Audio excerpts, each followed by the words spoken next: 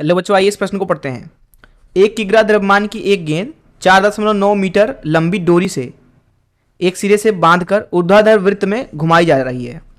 बोला जा रहा है जी का मान है 10 मीटर प्रति सेकंड का वर्ग। तो बोला जा रहा है वृत्त के उच्चतम बिंदु पर गेंद की न्यूनतम चाल कितनी हो सकती है। पहला ऑप्शन है 3.5 मीटर प्रति सेकंड, दूसरा ऑप्शन है 7 मीटर प्रति सेकंड, तीसरा ऑप्शन है 10 मीटर प्रति सेकंड, चौथा ऑप्शन है 14 मीटर प्रति सेकंड। आइए इस प्रश्न की मुख्य अवधारणा की चर्चा करें। मुख्य अवधारणा। अब मान लीजिए कि हमारे पास में एक वस्तु है जिसका द्रव्यमान m है, उसको हम एक ऊर्ध्वाधर वृत्त में घुमा रहे हैं। ये हो गया ऊर्ध्वाधर वृत्त का केंद्र, C बोल देते हैं इसको।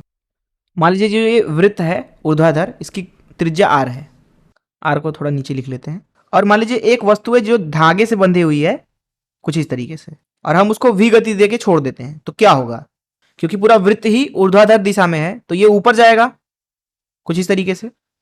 जिस तरीके से ऊपर जाएगा, क्योंकि इसके ऊपर एक तो ये धागे के द्वारा केंद्र की तरफ अभिकेंद्री बल तनाव के रूप में लगेगा T। दूसरा, इस वस्तु का कुछ न कुछ द्रव्यमान है, इसलिए इसका नीचे की तरफ इसके ऊपर गुरुत्वीय बल लगेगा। मान लीजिए mg, m द्रव्यमान मान लीजिए उसका।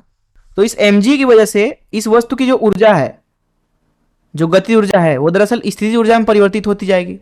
इसलिए निर्भर करेगा कि आपने कितना गति दिया है। ये यहां से भी लौट सकता है वापस, ये यहां से भी लौट सकता है, ये यहां से भी लौट सकता है, या हो सकता है कि ये पूरी वृत्ति गति कर ले आराम से बिना रस्सी को ढीला किए। मान लेते हैं कि उच्चतम बिंदु पर इसकी गति है v डैश। तो यहां पे हम दो सूत्र आप लिखेंगे। दो सूत्र, अगर आपसे पूछा जाए कि कितनी कम से कम उसको गति दें, अर्थात v का कितना कम से कम मान हो कि ये पूरा जो है चक्कर कर ले बिना रस्सी को ढीला किए, तो उसका मान दिया जाता है, हम मान लीजिए इसको बोल देते हैं v min, अर्थात गति का न्यूनतम मान। वो होता है वर्गमूल में 5g r के बराबर। r जो है वो त्रिज्या है। वहीं इस न्यूनतम गति पे जो ये v डैश होगा वो भी न्यूनतम होता है। तो यहां पे लिखेंगे v डैश का न्यूनतम मान हो जाएगा जब v का मान होगा न्यूनतम, अर्थात जब यहां पे v जो होगा वो वर्गमूल में 5gr होगा, उस अवस्था में v डैश भी न्यूनतम होगा। उसका मान दरअसल आता है वर्गमूल में gr।